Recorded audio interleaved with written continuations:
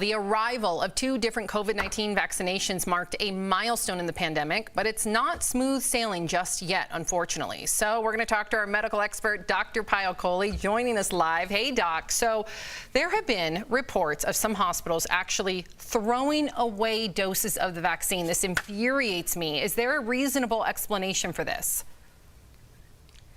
It infuriates me too, Sam, and I will say there are explanations, but no reasonable explanations. So doses are being misallocated. They're sending too many doses for phase 1, which is what we're in right now, to places. Doses are being thawed and they're not being administered, and they can only stay in the fridge for a few days because they don't have enough storage facilities. And, you know, doses are being sent in ways that they can't be administered because they're being sent where there's logistical challenges, so there aren't people to administer them. So I would say that it's happening, and it's really unfortunate. And the reason that it's happening, in my opinion, is because we're too busy fighting a second war instead of fighting the pandemic. We're dealing with the violence at the Capitol, we're dealing with the impeachment of the president, and all these other things, when our #1 and 100% priority should really be the vaccinations. All right, Doc, first of all, I have to say thank you for the food. That's a side note. You're the best. In complete contrast to that, Doc, Joe Biden wants to release all the vaccines when he comes into office. What do you think about this plan?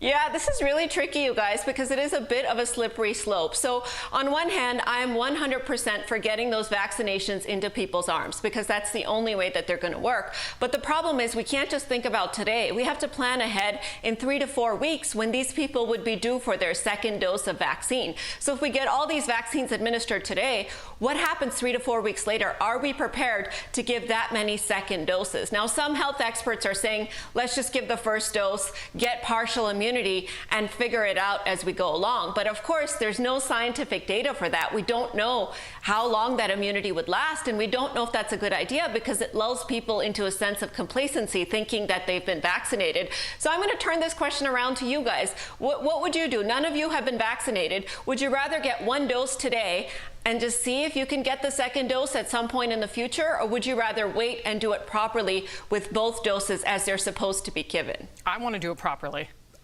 I want it today. Yeah. But knowing if you could only get one, Doc, correct me if I'm wrong here, but I heard there's some complications if you only get that 1 dose. Is that correct?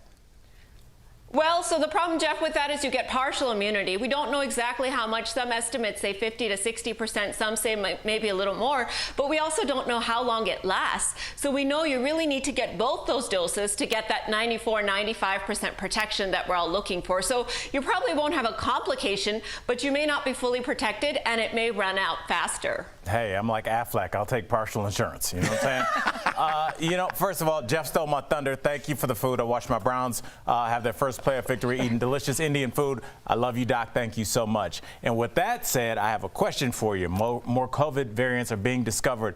How many have we seen so far, and like what do we know about them? Because I'm hearing about them. There's a different strain. There's a different strain. So please talk to our audience. You know, it's insane, Al. We've seen so many variants. Just in South Africa alone, we have over 13 variants. So they're popping up all over the place because this virus acquires mutations every 2 weeks on average. But there's 2 variants we really have to keep our eye on, which is the UK variant and the South African variant. And that's because they're more contagious, because that spike protein has gotten stickier, so it binds tighter to our lung cells and gets into our cells faster. So we really have to keep an eye on those. But thankfully, so far, they're not actually making people sicker, and the vaccines seem to be working against them.